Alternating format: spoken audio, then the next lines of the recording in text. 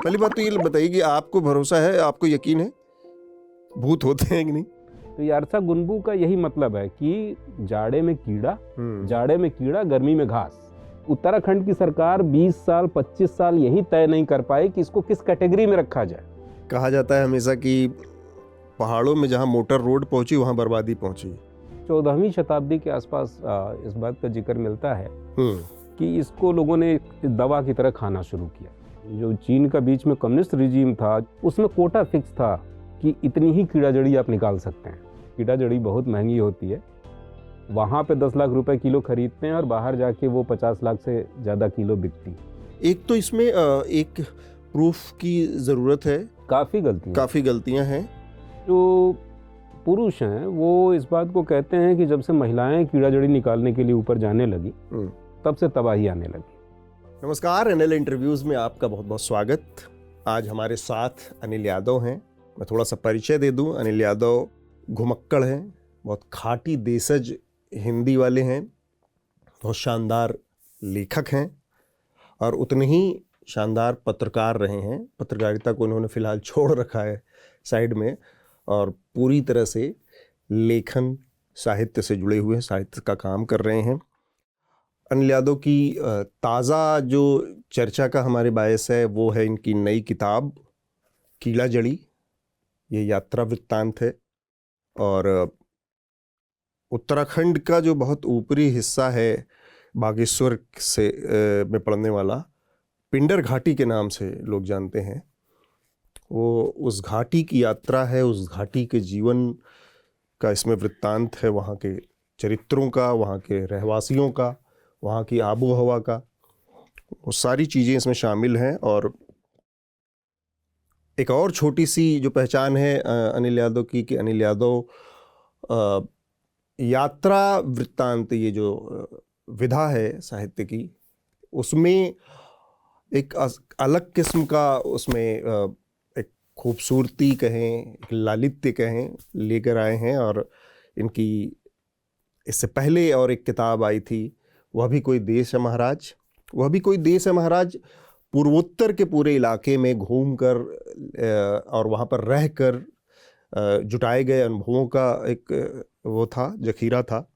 और वो बड़ा एक खूबसूरत सा कॉम्बिनेशन भी है कि उसमें पत्रकारिता की भी छौंक आपको देखने को मिलेगी और यात्रा वृत्तांत भी मिलेंगे। बहुत सारे संस्मरण हैं, बहुत सारी चीज़ें थी। तो वो एक नई चीज़ आई जो कि हिंदी पट्टी में से उस तरह से हिंदी पट्टी का साक्षात्कार पूर्वोत्तर से कभी इतना इस तरह से नहीं हुआ था जिस तरह से उस किताब में हुआ है। वहाँ के जनजीवन से, वहाँ की संस्कृतियों से, वहाँ के लोगों से। तो लगभग वही बात हम नई किताब कीड़ा जड़ी के बारे में कह सकते हैं। उत्तराखंड का वो ऊपरी हिस्सा जिसके बारे में मैंने बताया कि पिंडर घाटी की ये यात्रा है और उस यात्रा का एक निचोड़ है ये किताब, जिसे पेंगुइन ने छापा है, कीड़ा जड़ी। बहुत बहुत स्वागत है अनिल जी आपका न्यूज़ लॉन्ड्री पर। मैं इस किताब को पढ़ने के दौरान मेरे दिमाग में बार बार एक होता है कि हम एक चश्मा लगा लेते हैं। तो सबसे अच्छी बात रही कि मेरे पास वो चश्मा था कि मैं वह भी कोई देश महाराज के चश्मे से देख रहा था। पर अच्छी बात रही कि वो चश्मा शुरुआत में ही टूट कर बिखर गया और ये किताब हमें दूसरे चश्मे से देखने के लिए एक कोशती है, प्रवोक करती है। और बहुत सारी बातें इस पे हम करें। इस किताब का जो टाइटल है वो अपने आप में एक बहुत, मेरे ख्याल से अगर आप आज की जो भाषा है उसमें बात करूँ तो तकनीकी और सूचना की दौर में, तो ये वो शब्द है जो कि गूगल पर सबसे ज़्यादा शायद सर्च किए जाने वाले नामों में से एक होगा, कीड़ा जड़ी। यारसा गंबू इसका ये भी नाम है। थोड़ा सा इसके बारे में केवल मैं चाहूँगा कि शुरुआत हो अनिल जी की यारसा गंबू आपके सामने पहली बार कैसे, और इस यारसा गंबू को कीड़ा जड़ी तो भारत में कहते हैं, यारसा गंबू जो तिब्बत के जिस हिस्से में और चीन के जिस हिस्से में, चीनी तिब्बत के जिस हिस्से में कहा जाता है, वहाँ इसका क्या अर्थ है, कहाँ से ये चीज़ आई और भारत के मुकाबले बाकी जगहों पर इसका क्या, कितना असर है, कितनी उसकी उपस्थिति है। कीड़ा जड़ी यहाँ भी लोग 2006 से पहले उत्तराखंड में लोग नहीं जानते थे, जबकि उससे पहले भी ये जो ग्लेशियल हाइट वाले इलाके हैं वहाँ पैदा हो रही थी, लेकिन इसको निकालना, एक्सट्रैक्शन के बारे में या इसकी उपस्थिति के बारे में ही लोग नहीं जानते थे। उसका एक बड़ा कारण ये है कि जो दुर्गम इलाके हैं उसमें जो बहुत ग्लेशियर के नीचे वाले इलाके हैं उसको बड़ा पवित्र माना जाता है, देवभूमि माना जाता है। और अभी हाल के सालों तक ऐसा था कि वहाँ औरतों का जाना, पुरुष भी जाते थे तो उनका गाना गाना, सीटी बजाना, हुल्लड़ करना, ये सब मना था। अच्छा। और वहाँ की झीलों से पानी वानी भी लोग अगरबत्ती जला के तब निकालते थे। देवभूमि थी। देवभूमि उसी को कहते हैं देवभूमि, बाकी हिमालय को नहीं कहते। तो लोगों को पता ही नहीं था, वहीं देवभूमि में ही ये उगने वाली चीज़ है। ये चीन से, नेपाल से जो स्मगलर्स हैं, जो कैरियर्स हैं, वो आए और उन्होंने इसके बारे में यहाँ के लोगों को बताया। और फिर इसके बाद इसका एक्सट्रैक्शन शुरू हुआ, इसकी स्मगलिंग शुरू हुई, ट्रैफिकिंग शुरू हुई। लेकिन इसके बारे में सबसे पहले जो इसका उल्लेख मिलता है वो तिब्बत में ही मिलता है। अच्छा। और तिब्बत वालों को भी इसका विचित्र तरीके से पता चला, और उसके बारे में एक मिथ है, ये है कि जो याक है वो इसको खा के बौरा जाते थे। अच्छा, मतलब इस घास को याक की काम शक्ति इतनी बढ़ जाती थी, अच्छा, कि वो तिब्बतियों के काबू में नहीं आते थे और जंगल में भी बहुत उत्पात करते थे। तब लोगों का ध्यान गया कि ये कोई ऐसी चीज़ है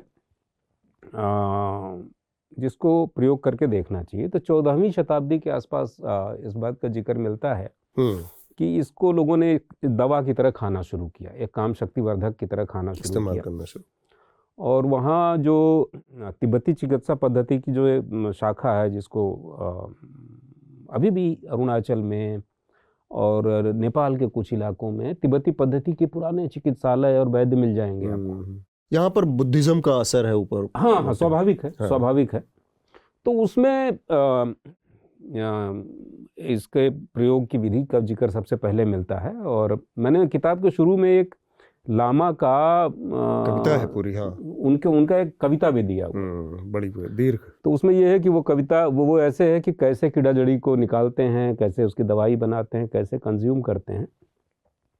लेकिन चीन में उसके बाद तिब्बत से ये कीड़ा जड़ी चीन में गई, लोगों को पता चला। चीन में इसका कंजम्पशन बहुत पहले से होता रहा है, और आधुनिक समय में तो जैसे जैसे जो चीन का बीच में कम्युनिस्ट रिजीम था, जो माओ से तुंग का समय था, सांस्कृतिक क्रांति वाला समय था, उसमें कोटा फिक्स था कि इतनी ही कीड़ा जड़ी आप निकाल सकते हैं जमीन से, क्योंकि ये बहुत एक्सक्लूसिव चीज़ थी। जमीन से क्या, उसी ग्लेशियल, वो जब हाइट वाले जब बर्फ पिघलती है तब ये आते हैं थोड़े समय के लिए।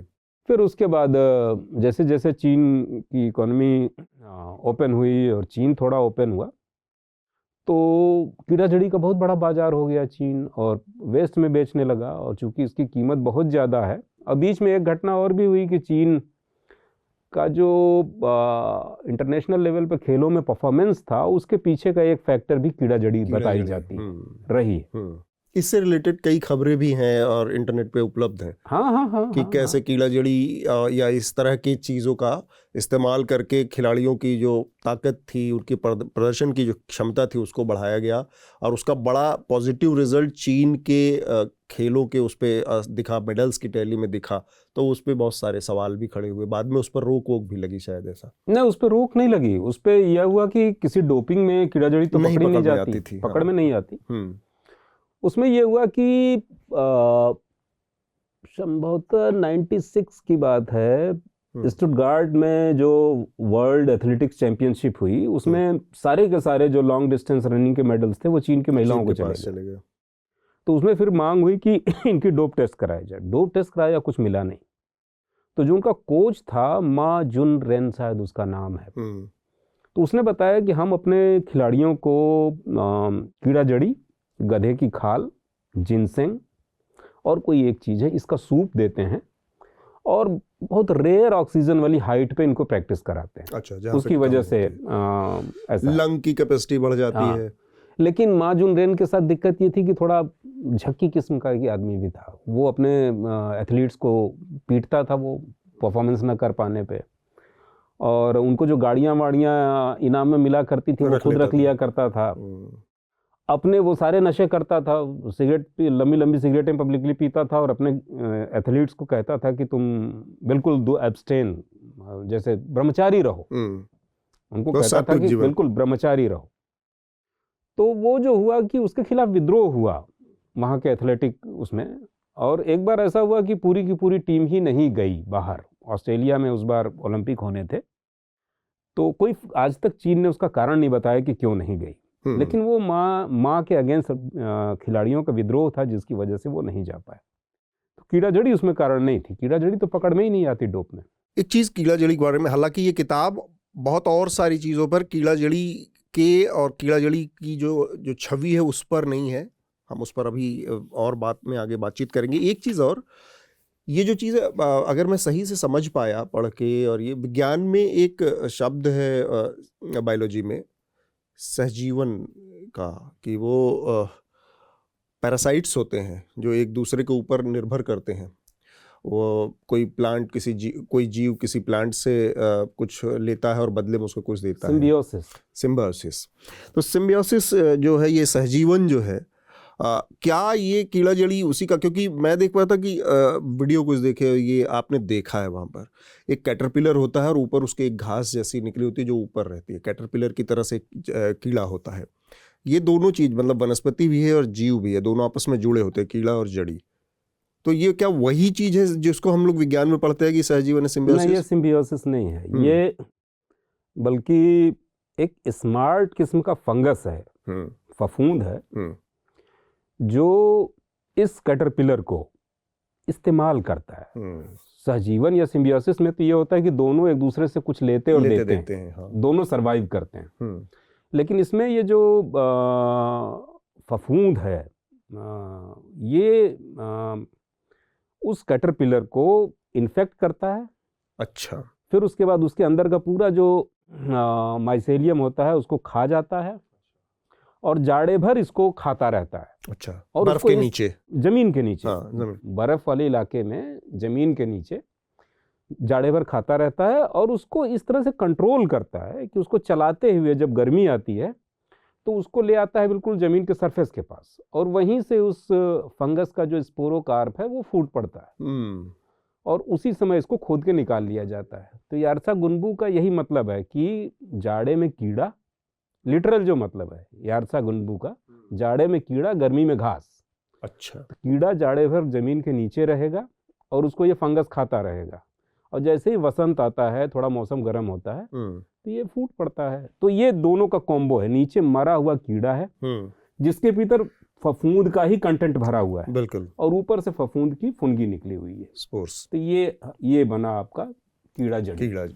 ये जो इलाका है ये काफ़ी ऊंचाई वाला इलाका है। अनिल, तो आप यहाँ पर पिंडर घाटी बागेश्वर पहुँचे कैसे? वहाँ जाने का सबब कैसे बना? और फिर क्या ये तय करके गए थे कि इसी कीड़ा जड़ी की बात करनी है, कोई और काम था? क्योंकि किताब में एक स्कूल का जिक्र आया है और बच्चों के पढ़ाने का जिक्र आया है। मुझे एक फिल्म मेकर हैं मुंबई में, बेला नेगी, उनका एक NGO है, लीव बर्ड फाउंडेशन, वो इन दिनों वहाँ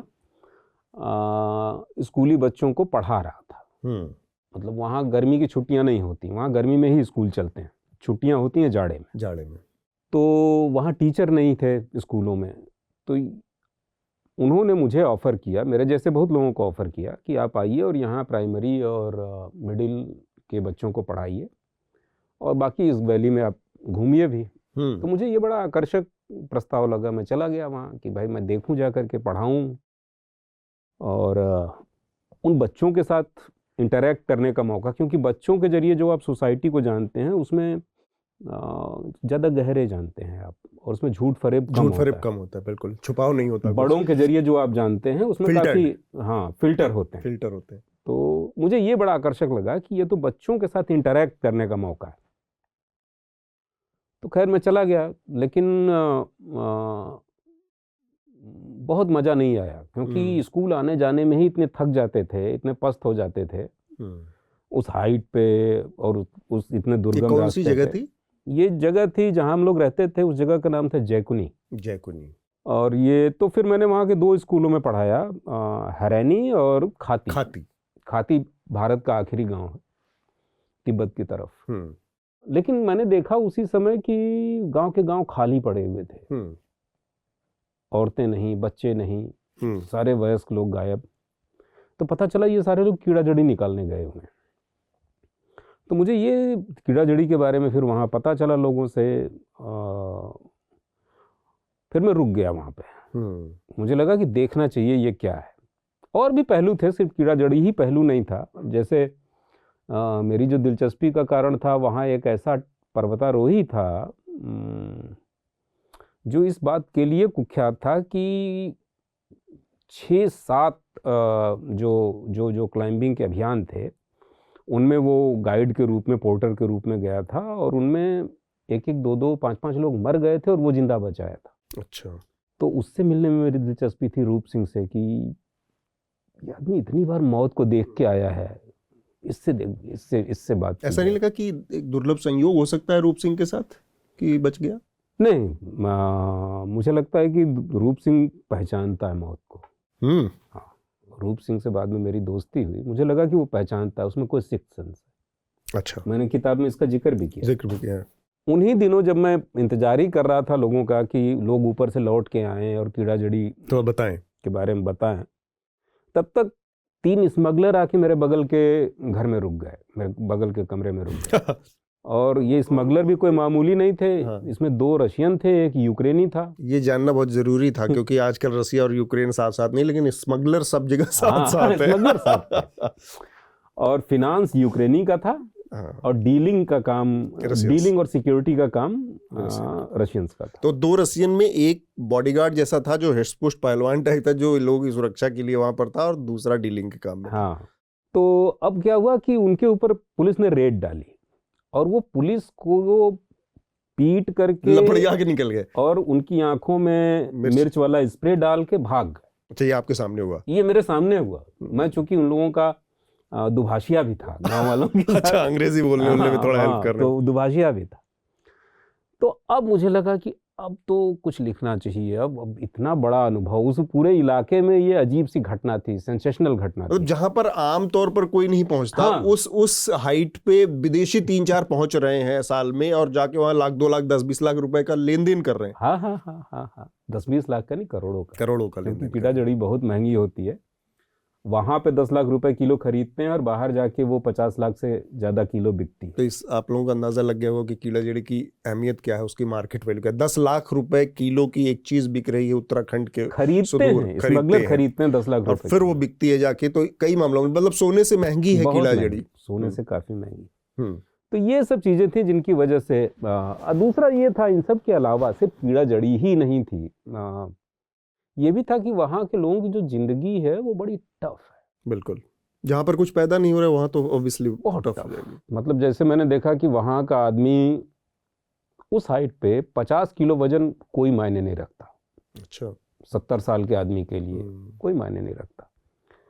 और जो उनका देखने का ढंग है, जो उनकी बॉडी लैंग्वेज है, जो पोस्चरिंग है, बच्चों के भीतर भी जो टफनेस है, जो एक ना सख्त ठंड वाली इलाके में बहुत खाना नहीं, न्यूट्रिशन नहीं है जी, सिर्फ हिम्मत से जीने वाले लोग, जज्बे से जीने वाले, और बड़े बड़े रिस्क लेने वाले लोग। कुछ है उनके रिस्क की कहानियां इस किताब में हैं, कई सारी हैं। तो मुझे वो बड़े आकर्षक लगे कि तो फिर उनके चक्कर में कि थोड़ा उनसे और जाना जाए, उनके साथ रहा जाए, इस चक्कर में मैं रुक गया और किताब बन गई। तो कितनी बार जाना आना हुआ इस चक्कर में उस इलाके में?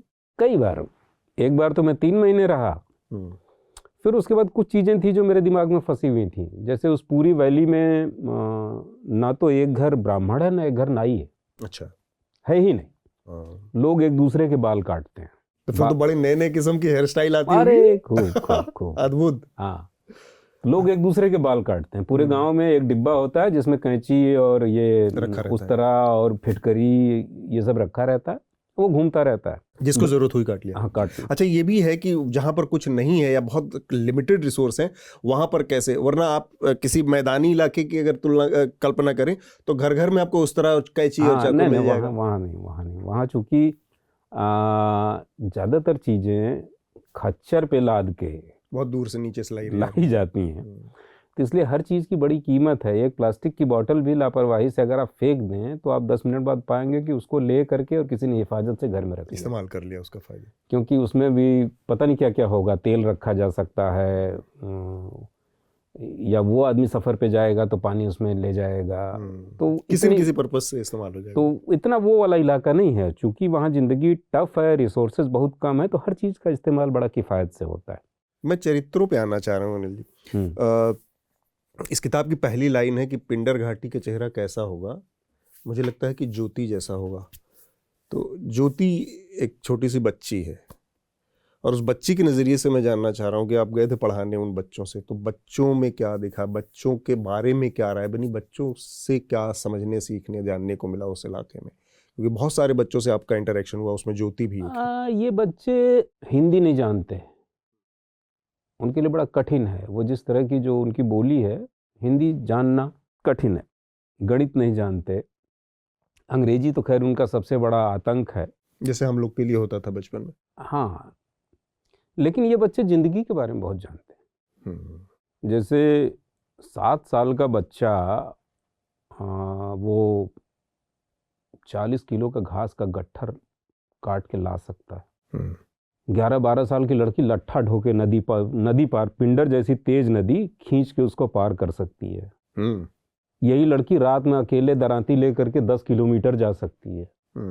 तो जिंदगी के मामले में बहुत संपन्न है बच्चे। संपन्न क्या है, उनका जीवन ही ऐसा है। उनको संपन्न मैं नहीं कहूँगा, संपन्न कहना तो स्थिति को रोमांटिसाइज करना, मजबूरी में उनका जीवन ऐसा ही जीवन उन पे आ पड़ा है तो वो जी रहे हैं। तो ये बच्चे बहुत उस तरह के जीवन लोग हैं ना, जैसे जिन लोगों के बीच से तेंजिंग नोरके जैसे लोग पैदा होते हैं, है ना, जैसे जिनको कुदरत तराश के बनाती है।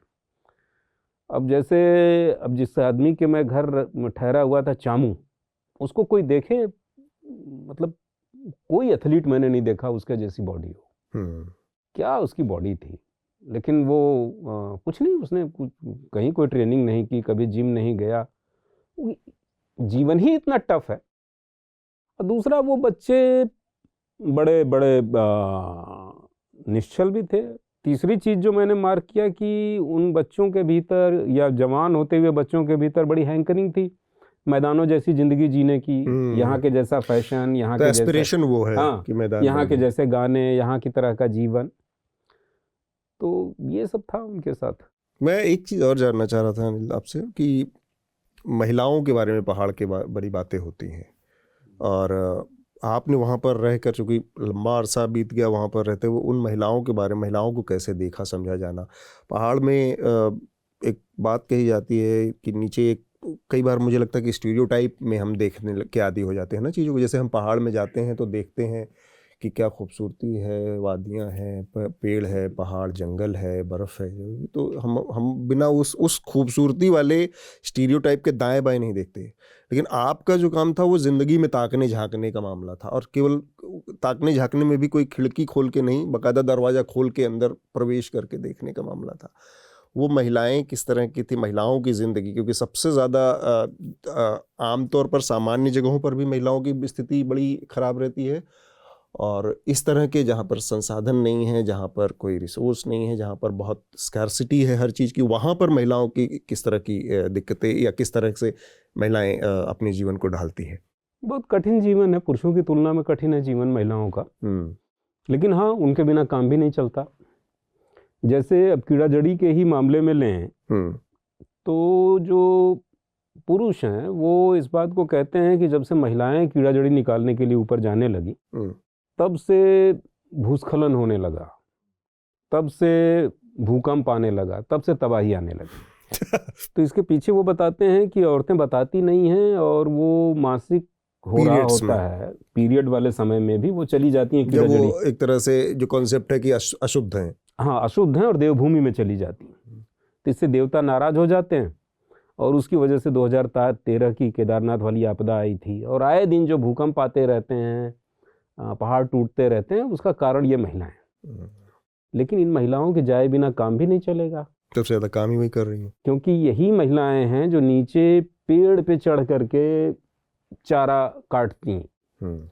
खतरनाक दरारों वाली चट्टानों में घुस करके बकरियां खो जाती हैं, उनको पकड़ के लाती हैं, भेड़ का बच्चा उठा के ले आती हैं। और बच्चे चूंकि उनकी आंखें तेज होती हैं और माना जाता है कि उनकी किस्मत भी तेज होती है बड़ों की तुलना में, तो उनको भी ले जाया जाता है।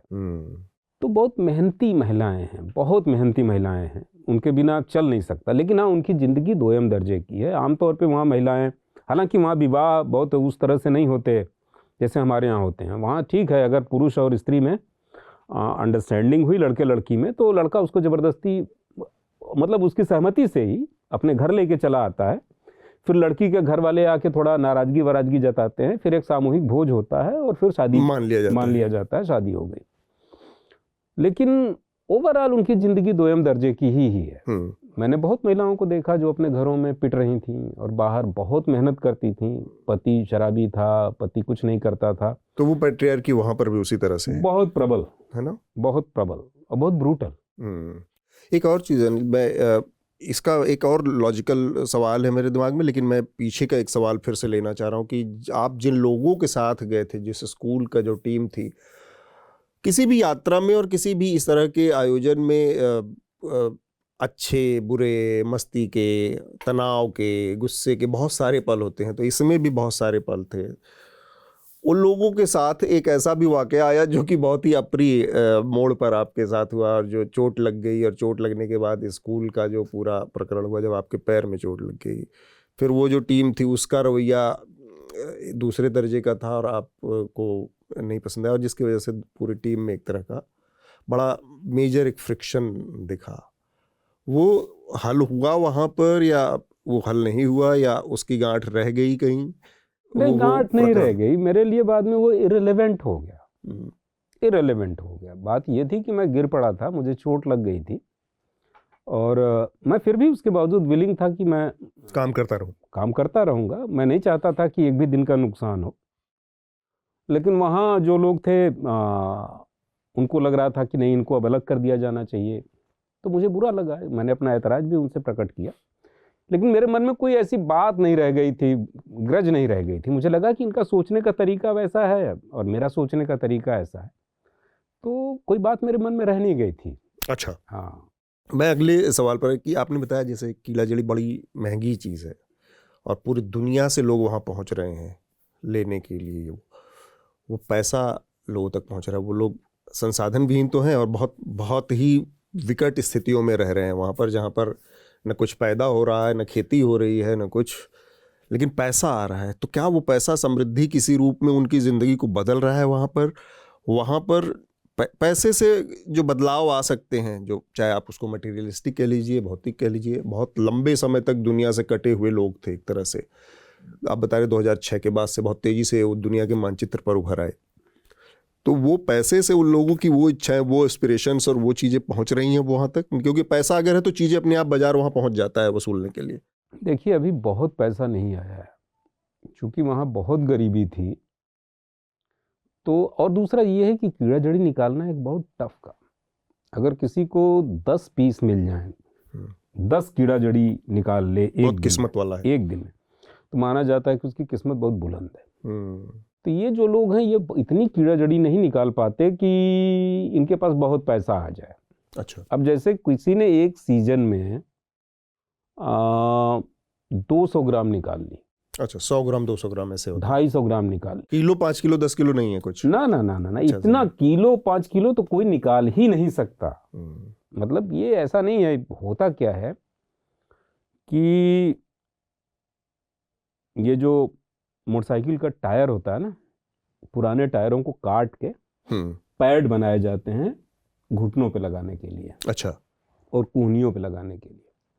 और उस जो वहाँ हवा होती है, जो ग्लेशियल हाइट पे जो हवा चलती है, वो बड़ी तेजी से बॉडी की नमी को सोख लेती है, सुखाती है। तो वहाँ क्रॉल करते हुए देखना होता है, उस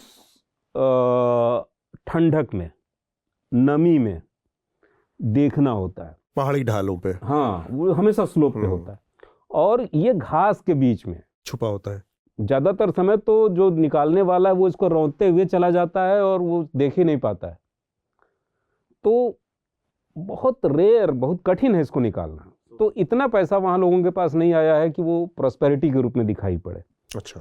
हाँ, ये जरूर है कि वहाँ कुछ लोगों ने पत्थर के घर बनवा लिए हैं जो पहले मिट्टी के झोपड़े हुआ करते थे। कुछ लोगों के बच्चे बागेश्वर के स्कूलों में पढ़ने चले गए हैं। अच्छा। अब जैसे अब इसको तो कोई समृद्धि नहीं कहेंगे ना, कि जैसे पहले किसी को स्वेटर नहीं मिलता था, अब उसने स्वेटर पहनना शुरू कर दिया या जैकेट पहनना शुरू कर दिया। ठीक बात। तो इतना ही हुआ है। अच्छा, बहुत ज्यादा। हाँ, पिथौरागढ़ वाले इलाके में, धारचूला वाले इलाके में कुछ जरूर इस तरह के केसेस रिपोर्ट हुए हैं कि चूंकि वहाँ से नेपाल बहुत पास है और वहाँ से ट्रैफिकिंग का काम ज़्यादा होता है, तो वहाँ ज़्यादा पैसा है। तो इस तरह के केसेस जरूर आए कि जैसे किसी परिवार में बहुत ज़्यादा पैसा आ गया तो लड़का नशेड़ी हो गया और वो नशे के कारण मर गया, या फिर दो गुटों में झगड़ा हुआ और उन्होंने एक दूसरे को मार डाला, या फिर पैसे के और जो अपराध का वाला हिस्सा मैं समझना चाह रहा हूँ। क्या यहाँ पर भी, एक तो आपने बताया कि ये जो स्मगलर थे जिन्होंने आंख में, वो आपस में भी लोगों के अंदर पैसे को लेकर एक तरह मतलब पैसे से पैदा होने वाला अपराध वहां पर भी देखने सुनने को मिलता है? कम है। अब जैसे वहाँ क्या है कि ग्लेशियरों के आसपास जो पेस्टोरल ओपनिंग्स हैं और जो जगह हैं वो किसी न किसी ग्राम पंचायत में पड़ती हैं। अच्छा। तो अब जैसे हमारी ग्राम पंचायत में पड़ने वाले ग्लेशियर के नीचे के ढाल पे कीड़ा जड़ी है, अब उसको निकालने दूसरी ग्राम पंचायत वाले पहुंच गए तो लड़ाई हो जाएगी, तब लड़ाई होती है। ये मुख्य कारण। दूसरा ये है कि थोड़ा बहुत, अब जैसे किसी ने किसी को कमिट कर रखा है कि हम तुझे बेचेंगे, और जब वक्त आया तो उससे ज़्यादा पैसा कोई दे रहा है, उसको दे दिया, तो फिर वहाँ झगड़ा हो गया। या फिर कोई किसी से खरीदने जा रहा है, कोई किसी से जलन रखता है, उसने कहा कि उसका मत खरीदो, उसका कीड़ा खराब है, टूटा हुआ है, पिलपिला है, तो फिर उससे उसका मनमुटाव हो गया। तो इस तरह के छोटे मोटे, कोई बड़ा अपराध अभी वहाँ इस इलाके में लोगों के बीच में देखने में नहीं है। पिंडर घाटी वाले इलाके में कुछ नहीं है। धारचूला और पिथौरागढ़ में जरूर। ठीक बात। जरूर। एक चीज़ और अनिल, मैं जानना चाह रहा था कि इस किताब में बहुत सारे स्थानीय जो लोग हैं, जो चरित्र हैं, जिनके साथ आप रह रहे थे, उनकी घटनाएं हैं। तो दो चीज़ों पे मैं बात करना चाह रहा हूँ। एक तो उस चरित्र के बारे में जिसको भगवान राम ने अपना नंबर दिया था, BSNL का नंबर, और वो भगवान राम से संपर्क करना चाह रहा था। वो घटना, वो व्यक्ति और वो नंबर की कहानी आप बताएं। और फिर हम वो एक भूतों की कहानी पर भी आएंगे कि उसने भूतों को देख रखा था एक, और भूतों से उसकी बातचीत होती थी। तो भूतों की कहानी बाद में, पहले रामचंद्र जी से, भगवान राम से BSNL के मोबाइल पर उनके डायरेक्ट बात करने वाले व्यक्ति की बात। वो बड़े मशहूर थे उस इलाके में। हाँ। सारे लोग जानते थे। हाँ। वो एक तो 4 साल से पर आपको लगा बाद में कहीं कि कुछ दिमागी खलल जैसा मामला था? नहीं, मुझे लगा कि वो बहुत सुलझे हुए, बहुत सेंसिटिव और बहुत उस तरह के आदमी थे। मुझे तो ठीक आदमी लगे वो। ठीक बात। तो वो एक तो 4 साल से बिना जूता चप्पल के उस बर्फ में टहलते रहते थे, वो नंगे पैर। मैंने छू के देखा, उनके पैर का तलवा जो था कम से कम इतना मोटा हो गया था, चप्पल जितना मोटा होगा, चप्पल के सोल जितना। तो वो इसलिए नंगे पैर रह रहे थे कि उनका कहना था कि भगवान राम ने उनको, जो भगवान राम एक दिन आए। अच्छा, सपने में नहीं आए? अच्छा, सीधे मुलाकात हो गई थी? सीधे डायरेक्ट। अच्छा। उसने बताया कि वो अपने घर में सो रहा था और खिड़की के पास बादलों की बड़ी तेज गड़गड़ाहट हुई और उसका नाम लेके भगवान राम ने बुलाया कि उठ, खड़ा हो जा। तो उन्होंने कहा कि मुझसे क्या गलती हो गई महाराज, डर गया। तो उन्होंने कहा कि तेरे से बात करनी। तो फिर वो देखा उन्होंने खिड़की से बाहर, तो भगवान राम खड़े थे, लक्ष्मण थे, सीता थी। अच्छा, 3 लोग थे। सीता जी नीचे देख रही थी और अंगूठे से मिट्टी कुरेद रही थी। और लक्ष्मण जो है बहुत एलूफ खड़ा हुआ था, लक्ष्मण का जैसे उससे कोई लेना ही देना ना हो, वहाँ से अनुपस्थित टाइप। हाँ। तो भगवान राम ने फिर इनको 2 अपने मोबाइल के नंबर दिए, कहा कोई दिक्कत हो इस पे कॉल करना, दे के चले गए। अब ये बात गांव वालों को पता चल गई और उन्होंने पुलिस से शिकायत करके उनके नंबर जब्त करा दिए।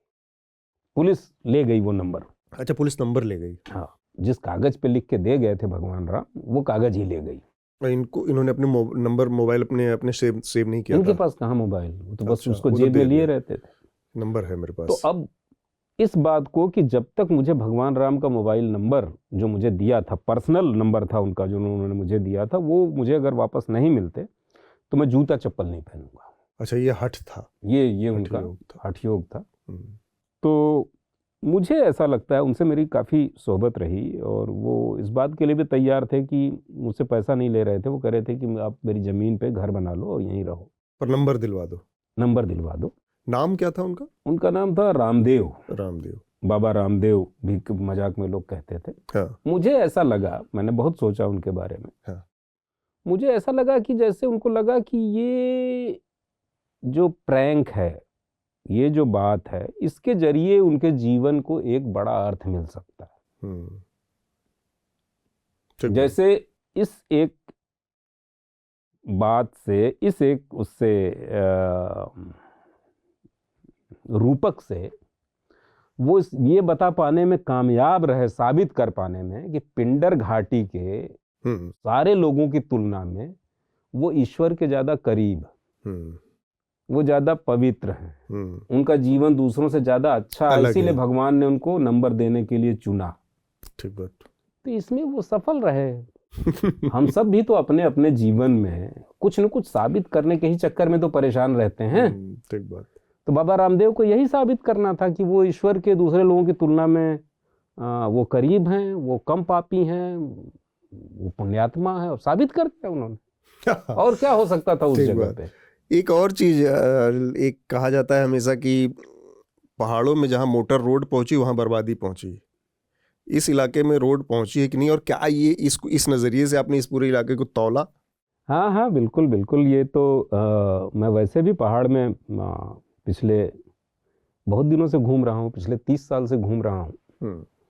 तो ये मेरा अनुभव है कि जहाँ जहाँ रोड पहुँचती है वहाँ वहाँ व्यापार पहुँचता है, और ये बहुत जल्दी लोगों को आत्मकेंद्रित, लोकल आबादी को आत्मकेंद्रित, लालची, आक्रामक, कलही, आपस में लड़ने वाला बना के ख़त्म कर देता है, बर्बाद कर देता है।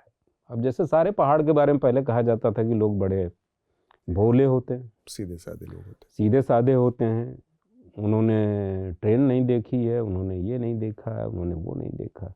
लेकिन अब ऐसा नहीं है। जहाँ जहाँ मोटरेबल रोड्स पहुँची हैं, बाजार पहुँचा है, और दूसरा ये जो हम पर्यटन की संस्कृति भी अपने आप में तबाही लाती है। हमारा ये जो टूरिस्ट जाता है, ये प्रकृति को देखने नहीं जाता, समाज को देखने नहीं जाता ना। ये एक तरह से मौज करने, ऐश करने और अपने ऐश्वर्य का प्रदर्शन करने, और अपनी जो कुंठाएं नीचे नहीं पूरी हो सकती उनको पूरा करने के लिए जाता है। तो ये भी बड़ा बुरा असर डालती। ये देखते देखते लोग उसको एस्पायर करने लगते हैं। लोकल आबादी बिल्कुल एस्पायर करते हैं, बिल्कुल करते हैं। तो अब कर क्या सकते हैं, लेकिन सड़क जाएगी ही जाएगी। विकास कैसे होगा? विकास कैसे बहुत जरूरी है। और विकास का कोई दूसरा मॉडल बिजली, पानी, सड़क के अलावा अभी हम सोच नहीं पाए। अभी वो तो लगेगा 1 आध सदी और। हाँ, तो हो सकता है कि ये दुनिया ना रहे और उसका कोई मतलब ही ना रह जाए। तो ये जब वहाँ पर पहुँच गई, ये विकास के नाम पर ये जो मोटरेबल, ऐसे इलाके हैं अभी भी जहाँ पर आप गए, और उन इलाकों में जहाँ पर अभी भी सड़कें नहीं हैं, और वो इलाके अक्षुण्ण बने हुए हैं, एक तरह से अनछुए अभी हैं? मैं जब गया था तब इस पिंडर वैली तक सड़क नहीं थी। अच्छा। लेकिन अभी मुझे वहाँ के लोगों से मेरी बात होती रहती, उन्होंने बताया कि अब सड़क आ गई है। अच्छा। बिजली भी नहीं थी जब मैं था, बिजली के खंभे गड़े हुए थे 6 साल से, नहीं थी। अब बिजली भी आ गई है। तो 2 चीज़ें तो पहुँच गई हैं, बिजली, सड़क। अब पानी की कोई कमी नहीं। बहुत सारे इलाकों को मैं पहले देख चुका हूँ बदलते हुए। हाँ। अब इसको भी देखूंगा। ये वहाँ शुरू हो चुका है वो सब। मैं जब था तभी जो एम्बिशियस किस्म के लोग थे वहाँ, वो प्लान कर रहे थे कि हम यहाँ होटल डालेंगे, हम यहाँ रिजॉर्ट बनाएंगे, हम यहाँ ये करेंगे, हम यहाँ वो करेंगे। तो योजना पहुँच गई है दिमाग में, योजना दिमाग में घुस गई है, तो आगे काम हो ही जाएगा भाई। अब सड़क पहुँच गई है तो अब हो जाएगा। 1-2 चीज़ मेरे दिमाग में है, मैं उसको यहाँ पर पढ़ लूँ, क्योंकि एक तो इसमें एक प्रूफ की ज़रूरत है।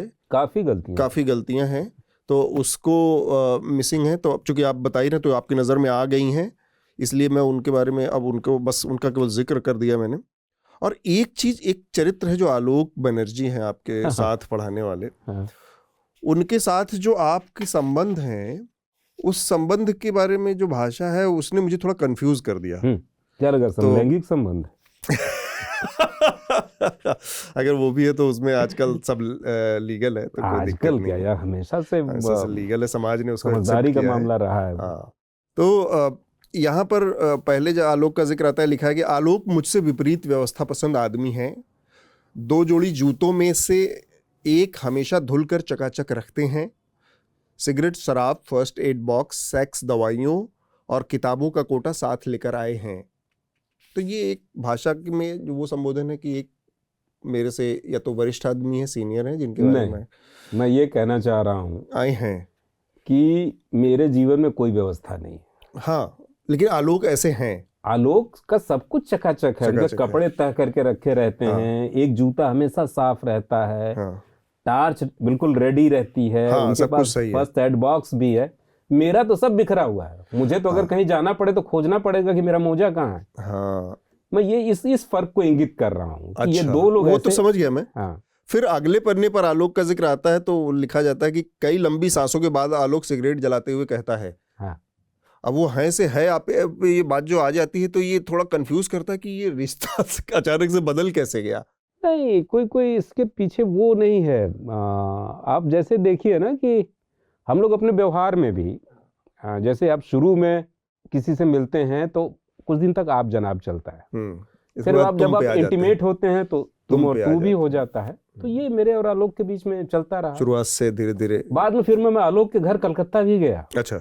और उन दिनों आलोक शांति निकेतन के पास अपना घर बनवा रहे थे। अच्छा। तो मैंने और आलोक ने वहां खड़े होकर उसका लिंटर भी डलवाया फिर। अच्छा। तो आलोक मेरा अभी भी दोस्त है। ऐसा नहीं। भूत वाली कहानी थोड़ा सा बता दीजिए, क्योंकि मैं भूत वाली कहानी जानना चाहता हूँ और ऐसी बहुत सारी कहानियां हैं इसमें, तो इसलिए उसके लिए मैं सारी बातें नहीं यहाँ करूँगा, क्योंकि आपको किताब भी पढ़नी चाहिए, बहुत मज़ेदार किताब है। भूत वाली कहानी बताइए, फिर मैं उसमें एक और चरित्र के बारे में बात करना चाह रहा हूँ। ऐसी कहानियां देखिए जो दुर्गम इलाके होते हैं। पहली बात तो ये बताइए कि आपको भरोसा है, आपको यकीन है भूत होते हैं कि नहीं? भूत पे मुझे नहीं मिला। मैं काफी ऐसी जगहों पे गया हूँ। नहीं, पर डर लगता है कि ये साला कहीं मुलाकात हुई तो। बिल्कुल। तो मतलब दिमाग में कहीं अवचेतन में कि हो भी सकते हैं भूत। देखिए, जो मनुष्य का जीवन है उससे इतर बहुत सारे जीवन हैं। आदमी ही सबसे इंटेलिजेंट और सर्वज्ञाता नहीं है। और ऐसी जगहों पे तो और संभावना बढ़ जाती है। जो जगहें अभी अनअप्रोचेबल हैं, जहां आपका टेक्नोलॉजी और दुनिया दूसरी चीज़ें नहीं पहुंची हैं, वहां लाइफ के बड़े अजीब अजीब फॉर्म सामने आते रहते हैं। अब यही बताइए, ये किसी एक ऐसा पौधा, ऐसी चीज जो आधा कीड़ा है और आधा पौधा है, क्या विचित्र नहीं है? ये कैसे दोनों चीजें साथ साथ चल रही हैं। और यही कारण है कि उत्तराखंड की सरकार 20 साल 25 साल यही तय नहीं कर पाई कि इसको किस कैटेगरी में रखा जाए। इसको जंगली जानवर माने या जंगली औषधि माने, यही नहीं तय हो पाया। ठीक बात। देखिए, आप क्या कह रहे थे, भूत वाली बात। हाँ, तो मुझे ऐसा लगता है कि ये जो यूनिवर्स है बहुत सारी विचित्र चीजों से भरा हुआ है, तो भूत भी हो सकते हैं। और मुझे डर लगता है। लेकिन हाँ, भूतों को फेस करने का, उनको देखने का मन भी करता है। दोनों बातें साथ साथ चलती रहती हैं। इसी के चक्कर में मैं काफी स्मशान में भी घूमा हूँ। बल्कि एक किस्सा तो मैंने आपकी ही पत्रिका में लिखा था, आप एडिटर थे तो ऐसे इलाकों में जहाँ से हो करके क्लाइंबर्स जाते हैं, पर्वतारोही जाते हैं, तो वो मर भी जाते हैं उन्हीं इलाकों में। तो उनके भूतों के किस्से चलते रहते हैं। तो यहाँ पे क्या था कि जिस गांव में मैं रहता था, उस गांव के ठीक बाहर एक पर्वतारोही मर गया था। अच्छा। मतलब वो पिंडर ग्लेशियर पे ही उसकी हालत खराब होने लगी थी और उसको चक्कर वक्कर आ रहे थे, चल नहीं पा रहा था। अच्छा। लेकिन उसके साथ वाले नीचे जैकुनी की जो रोशनी थी, किसी के घर में डिबरी उबरी जल रही होगी, थोड़ी सी रोशनी दिख रही होगी या आग जल रही होगी, उसको दिखा के चलाते हुए ला रहे थे। वहीं जाना है, बस सामने है, पहुंच गए, वहां कोई मदद मिल जाएगी, वहां सोने की जगह मिल जाएगी, वहां पानी मिल जाएगा, वहां ला रहे थे उसको। अब वो पहुंचते पहुंचते वहां मतिभ्रम हो गया, उसको, उसका दिमाग काम करना बंद कर दिया। ऑक्सीजन कम हो गई, हाँ, एनर्जी लेवल डाउन होगा। हाँ, और वो एक खड्ड में गिर के मर गया। अच्छा। तो लोग कहते थे, औरतें कहती थीं कि रात में अक्सर वो आता है, गिलास लिए रहता है हाथ में, और कहता है कि मुझे थोड़ा नमक दे दो और गर्म पानी दे दो, मेरे पैर दर्द से फट रहे हैं, मुझे सेंकना है। अच्छा। तो अब कई लोग बताते थे कि हमने उसको देखा है, उसी खड्ड के पास एक पेड़ था, कहते थे कि इस पे ये पैर लटका के बैठा रहता था। अब क्या है कि उसी रास्ते से रोज हम लोग गुजरते थे, हाँ। और अंधेरा होने अब के बाद दिमाग में गुजरते थे। अवचेतन में ये बात घुस जाएगी। और कभी कभी तो चरस के नशे में गुजरते थे, और डर लगता था, लगता था डर। ठीक बात। तो इस तरह के किस्से इन इलाकों में होते हैं। तो बहुत सारी चीज़ें हैं इसमें, सबके बारे में तो हम क्या बात करें। मैं एक उसके बारे में ज़रूर बात करना चाह रहा हूँ जो पुनश्च में आपने फिर से लिखा है अनिल, इस किताब में, खिलाफ सिंह दानू की कहानी। तो उस इलाके में, उस जगह पर रहने के दौरान जो आपके कई सारे दोस्त थे, जो एक दोस्त बना, जिसको आप वास्तव में दोस्त कह रहे थे, जिसके साथ उठना बैठना घूमना फिरना भी लगातार हुआ, वो खिलाफ सिंह दानू अब नहीं है। और वो खिलाफ सिंह दानू की जो कहानी है वो भी बड़ी कहानी, मतलब मार्मिक भी है, लेकिन वो कहानी है कि वो आदमी क्या करते हुए, कैसे उस आदमी का इस दुनिया से गमन हुआ, उसके बारे में थोड़ा बताएं, खिलाफ सिंह के बारे में, और फिर ये पूरी घटना क्या हुई जिसमें वो नहीं रहे। अब खिलाफ सिंह वहाँ का लोकल एक नौजवान था, और बीवी उसकी मर गई थी सांप काटने से, 3 बच्चे थे, ज्योति उसमें से एक है। तो वो उसने एक काम ऐसा पकड़ लिया था कि नीचे जो रिसर्च इंस्टीट्यूट्स हैं, हल्द्वानी में, बरेली में, दिल्ली में, तो हाइट पे जो पौधे मिलते हैं, रेयर हर्ब्स, उनकी पहचान थी उसको। अच्छा। तो वो उनको सप्लाई करने लगा था, उनको वो देता था निकाल के वो पौधों को, तो उसका गुजारा इससे हो जाता था। ठीक है। फिर बीच में जब सीजन आता था तो वो जो ट्रेकर्स थे उनको भी लेके जाता था। तो एक बार वो वही हुआ, अभी ले करके वो 5 बंगाली ट्रेकर्स को गया वहाँ पे। ये बहुत हाल की बात है, 2021 की बात है। हाँ, वही। तो अब बंगाल से बहुत सारे ट्रेकर्स वहाँ आते हैं, चूँकि उनके मोहल्ला लेवल पे इस तरह के क्लब बने हुए हैं, एडवेंचर क्लब, ट्रैकिंग क्लब, अच्छा। कैरम क्लब वाला कल्चर वहाँ अंग्रेजों के ज़माने से है। कैरम क्लब भी बने हुए हैं। तो उनको लेके वो गया सुंदर ढूंगा। अच्छा। और वहाँ एवलांच आया, बर्फीला तूफान आया, उसमें वो फंस गए, और ऐसे फंस गए लोग कि एक बेहोश हो गया ट्रैकर उसमें से, और उसको लाद के लाना भी मुश्किल हो गया। जबकि वहाँ के लोग इस काम के बड़े अभ्यस्त होते हैं, अगर किसी की तबीयत खराब हो जाए, बेहोश हो जाए, तो उसको बोरे की तरह लाद के ले आते हैं, अच्छे से लाद के ले आते हैं। बिल्कुल। और उसमें दब के वो मर गए 6 लोग। 2 लड़के किसी तरह से निकल के भाग आए, उन्होंने लौट के बताया कि लग रहा है कि वो मर गए। फिर हेलीकॉप्टर गया, जो वहाँ का आपदा विभाग है उसने भेजा, 5 लाशें मिली 5 ट्रैकरों की, और उनको फिर भेज दिया गया बंगाल। लेकिन उसमें खिलाफ नहीं था। अब खिलाफ एकदम लापता हो गया। तो बहुत दिनों तक ये उम्मीद रही कि खिलाफ लौट आएगा। बहुत जीदार आदमी था, बहुत करने का आदमी था, अक्सर इस तरह की चीज़ों में फंसता रहता था। लेकिन महीना बीत गया, बच्चे इंतज़ार करते रहे, नहीं आया। और मौसम इतना ख़राब था कि कई अटेम्प्ट किए, सेना ने भी अटेम्प्ट किया खोजने का हेलीकॉप्टर के जरिए। अच्छा। नहीं खोज पाया, कुछ दूर के आगे वो जा ही नहीं पाए। मतलब जातोली के बाद कठेलिया से आगे जा ही नहीं पाए। अच्छा। तो फिर कीड़ा जड़ी निकालने वालों ने ही, अच्छा, ये लोग जब बर्फ पिघलना शुरू हुई तभी लोग गए ऊपर, गए, और उन्होंने खोज लिया उसको। खिलाफ सिंह मिले, उनकी बॉडी मिली। एक चट्टान के नीचे मिला, वो दब गया था बर्फ में, चेहरा उसका झुलस गया था, और फिर बाकी जस का तस पड़ा हुआ था वो। अच्छा। तो फिर उसके बाद उसका भाई है, वहीं होटल चलाता है, वो लोग गए और सेना वेना को बताया, उन्होंने प्रशासन को भी बताया, और वहीं उसका अंतिम संस्कार कर दिया। अच्छा, उधर ही। लेकिन हाँ, फिर उसके बाद जो बच्चे थे, जो ज्योति है, खस्टी है, और गोलू है जी, एक SOS बालग्राम है भीमताल में। अच्छा। वहाँ जो बागेश्वर के कलेक्टर से लोगों ने बात की होगी, और खैर सबको पता ही था ये इतनी बड़ी घटना थी उस इलाके में। तो उन बच्चों को वो वहाँ पे डाल दिया गया। अच्छा, बच्चों का देखभाल हो SOS गई। बालग्राम या अनाथालय जो है वहाँ, तो अब वो वहीं पढ़ते हैं बच्चे, ठीक बात, और वहीं रह रहे हैं। आखिरी सवाल अनिल आपसे इस किताब के बारे में, वहाँ से आने के बाद ये किताब छप गई है, ऐसा कुछ जो इसके बारे में, इस किताब के बारे में, या वहाँ से आपको वापस आने के बाद याद रहता है कि भाई ये एक चीज़ है जो उस इलाके के बारे में हमेशा खींचती है या याद आती है? उस इलाके के बारे में तो मुझे वहाँ का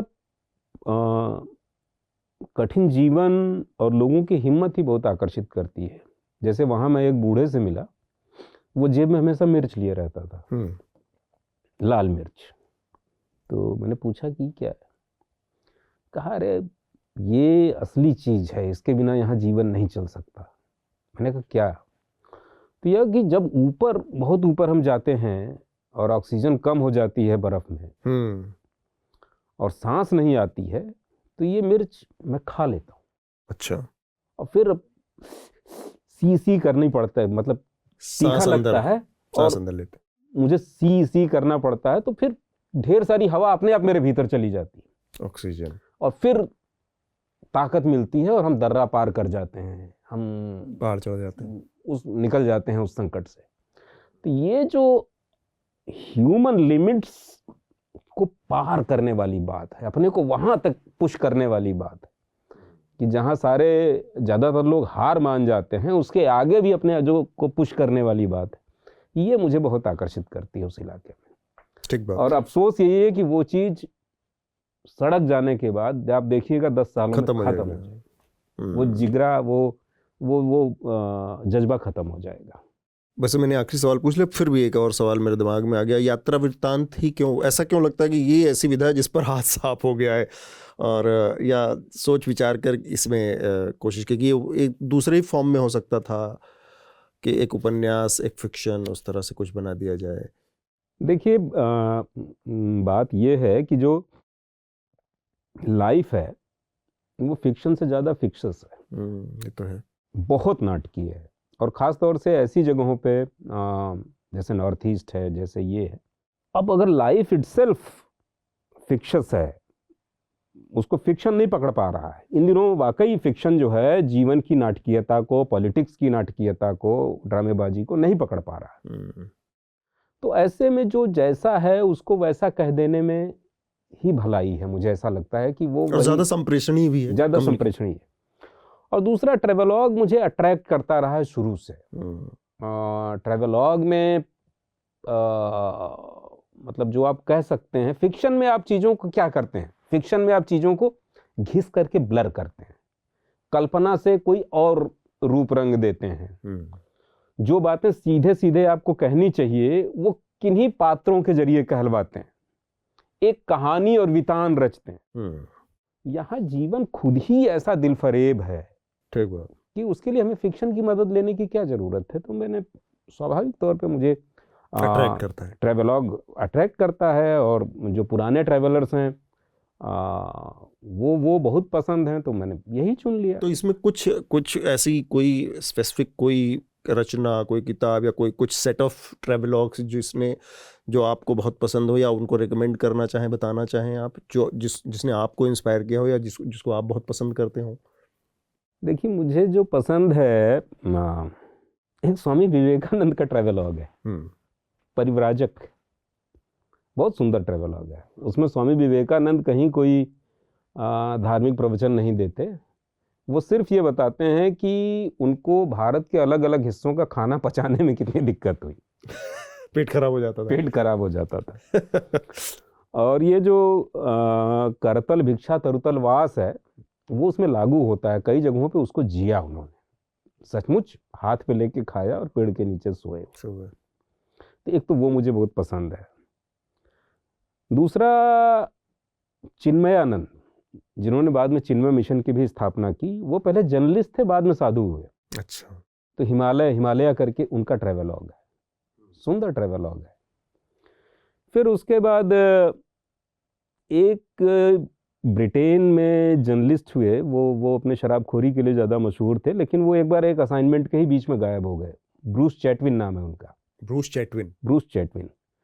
तो इन पैटागोनिया लीजेंड, मतलब जिसको बोलते हैं, जिसने ट्रैवलॉग को दुनिया में डिफाइन किया, वो ट्रैवलॉग है इन पैटागोनिया। ये अर्जेंटीना और चिली के बीच की बहुत रूखी सी, बहुत बर्बाद किस्म की जगह है, और जहाँ दुनिया भर के भागे हुए कुछ अपराधी, कुछ विद्रोही, कुछ मिसफिट लोग जा कर के खेती करते हैं, भेड़े पालते हैं और अपने मन की ज़िंदगी जीने की कोशिश कर रहे हैं।